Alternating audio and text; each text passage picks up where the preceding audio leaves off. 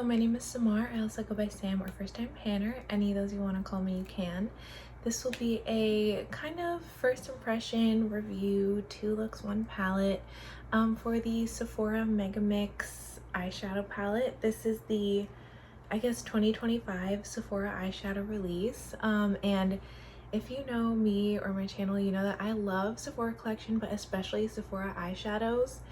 I've never tried their holiday eyeshadows, but they're like permanent because they pretty much discontinue everything after a year. But anyway, they're like year-long releases for eyeshadow. I'm such a big fan of, and I always try to do reviews on them any chance I can. So this will be for the specifically this one is the Wild Khaki Nude eyeshadow palette. Here's what it looks like on the inside. So I'll do swatches and I'll go over all of the features of the palette, and I'll look up the cost because I can't remember exactly how much this costs, but the relevant information will either be on the screen or in the description box.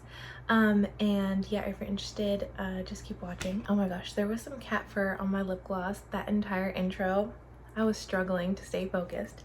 But yeah, again, here's the palette. So Sephora released both like Mega Mix palette in different color stories, and then they also released mini mix palettes. And the whole point is of, you know, releasing 2 different types of palettes is that you can actually remove, wait, which way is it?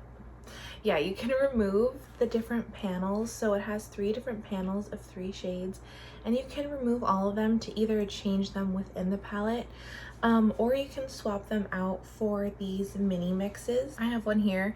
This one specifically is the Ethereal Lilac palette, but I also have the green one of the mini mix, and I'll link the video below where I used that palette. So I'll show you what the mini mix looks like inside. I won't be using this during this video, but again, I feature these in multiple videos.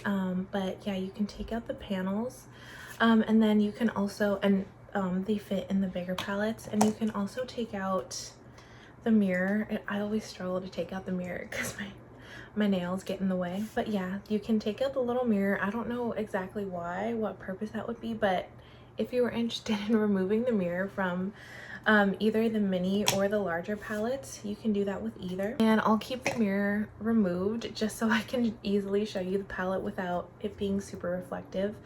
But you can just pop this out and then put any shade, you know.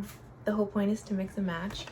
And it just sits very nicely in there. And then because Sephora has been trying to be a little bit more sustainable, they did this last year with their eyeshadow palettes as well, but they got rid of the magnets in their palettes, so they just have this little band in here so that you are able to recycle the palette once you're done. Also, real quick, someone's panic alarm keeps going off in the background. I think someone's trying to find their car in the parking lot, but sorry if you can hear that.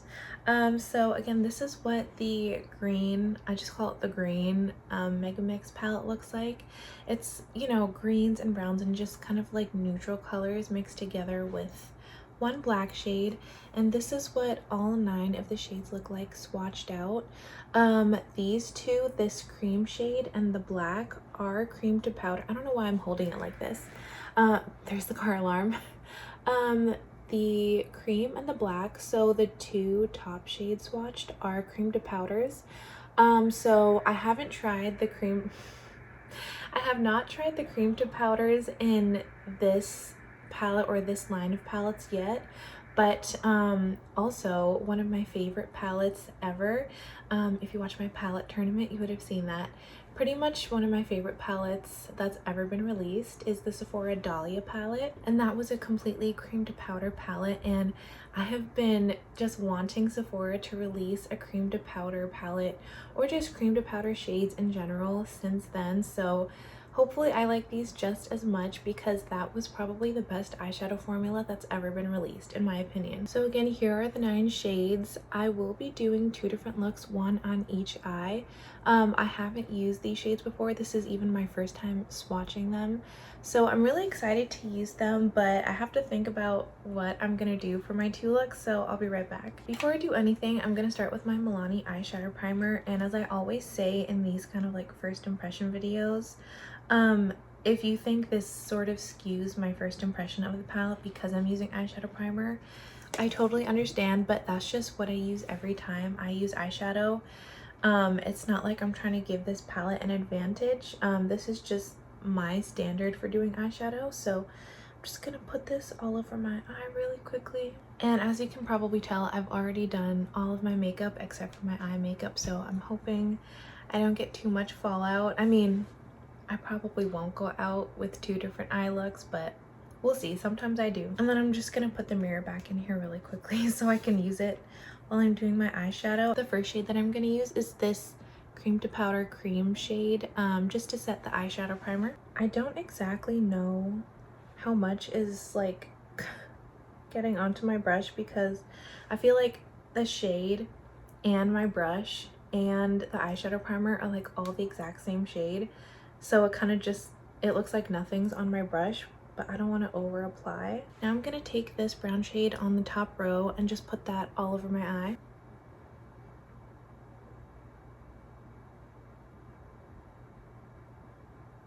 I'm being so quiet because I'm really trying to focus on like exactly what the eyeshadow is doing so I can give proper thoughts. So sorry if that's a little awkward. This is blending pretty well, and again, I did mention this with the mini mix, like the green mini mix palette as well. The brown shade in that palette, just like the one that I'm using now, they're not the same shade, but they both aren't the most pigmented, I would say, but they both do blend very, very easily. And this one does seem like you can build it, but I actually would be interested to see like how this this matte formula would blend when it's not on top of the cream to powder shade. So I think I'm gonna skip setting this eye just so I can see what it's like directly on the eyeshadow primer. And I'm just taking that same shade on a smaller brush so I can be a little more precise on my lower lash line. Now I'm gonna use this black cream to powder shade just in my outer corner and maybe like a little bit on that outer part of my lower lash line. I'm gonna use this fluffy brush, so hopefully it doesn't get too out of hand, but I just really couldn't be bothered to get another brush.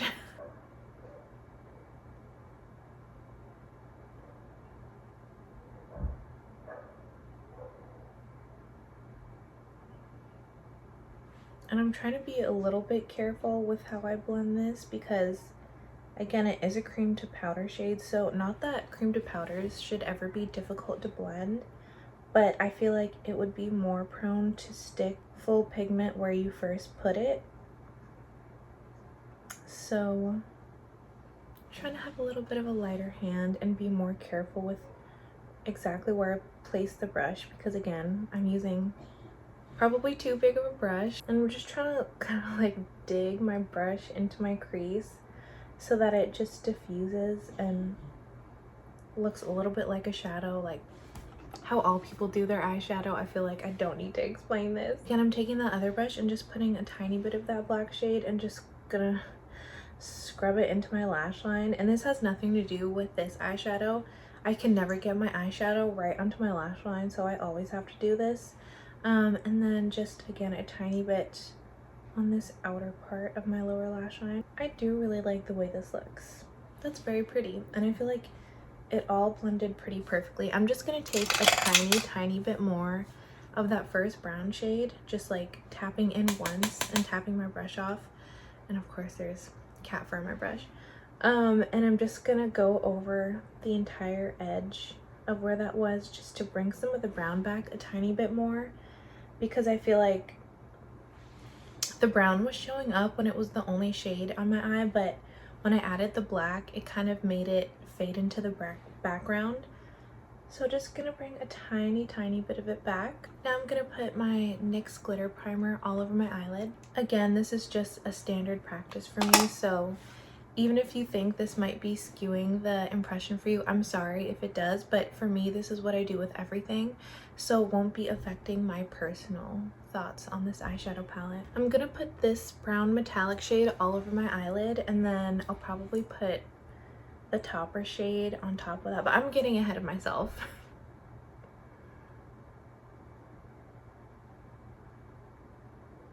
That That is such a pretty shade.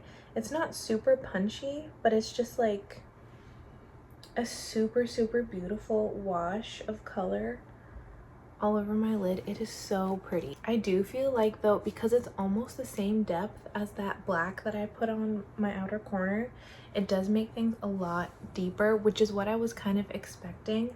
So I'm going to take this shade right here, which is actually like one of those dry topper shades, like super sparkly dry toppers that I feel like not everyone likes these type of shades. I do though. I find them really useful for especially this situation specifically. I'm just gonna put it all over just to like brighten things up a bit, and as expected, this is where I'm getting some of the fallout because it is such a dry, flaky shade. I think I'm done with this eye, which I really like the look of. I'm just gonna add some eyeliner and mascara and be right back. Okay, I successfully only put the eyeliner on one eye, which almost never happens, so I feel like we're doing well so far. This is the look with black eyeliner and black mascara. I think is really, really pretty. I personally love it. I mean, I feel like I'll definitely recreate this look, I'm sure. Honestly, I might even go out, depending on how this one turns out, I might even go out with these two looks on just because I love this one so much. I love the sparkle in that shade. Again, it's one of those drier, flakier formulas, so not everyone, I know that's not everyone's favorite, so if you don't like those shades, just be aware that there is one in this palette. Of course, again, you can switch it out with, you know, one of the mini mixes, especially the green mini mix, which I bought so I could, you know, swap out the shades in here. But I just want everyone to be aware of that. Yeah, I'm really liking this. For this eye, I'll be using all of the other shades that I didn't use in that look.